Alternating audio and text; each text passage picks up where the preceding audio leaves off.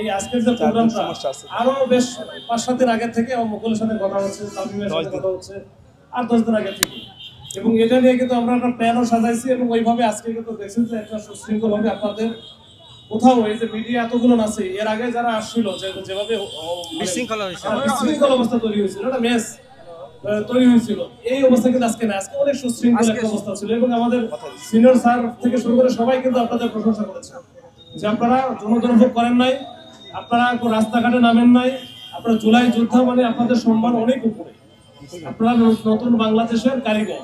আপনারা যদি উল্টাপাল্টা কিছু করেন সেক্ষেত্রে শুধু আপনাদের সম্মান যাবে, এর সাথে আপনাদের পক্ষে যত শক্তি আছে সবারই কিন্তু সম্মান নষ্ট হবে। সেক্ষেত্রে আমিও কিন্তু একটা অংশীদার, আমারও সম্মান যাবে। তো যাই হোক, আপনারা কিন্তু কথা শুনেছেন, এখানে অবস্থান নিয়েছিল সকাল থেকেই, আপনাদের এখান থেকে প্রতিনিধি নিয়ে এই যে মুকুল সহ 7 জন কিন্তু প্রতিনিধি গেছিল, যারা প্রতিনিধি কাদের প্রতিনিধি? আপনাদের প্রতিনিধি। আপনারা তাদের উপরে আস্থা রেখেছেন, বিশ্বাস রেখেছেন বলে তো তারা গেছে নাকি?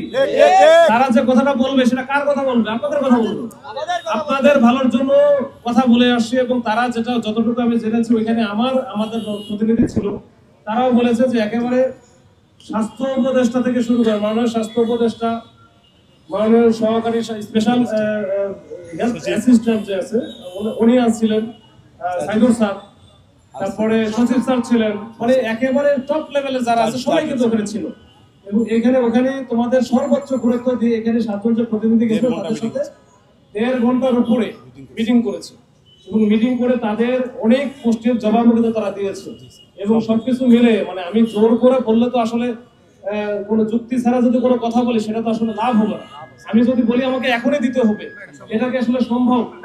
এটার জন্য অনেক এখানে আমি যতটুকু বুঝছি যে এখানে 2 ধরনের কাজ আছে। একটা হচ্ছে ভেরিফাই করা, 2 নম্বর কাজ হচ্ছে ক্যাটাগরি করা। এই ভেরিফাই এবং ক্যাটাগরি এই দুটো কিন্তু 2 ধরনের কাজ, এবং 2 ধরনের কাজ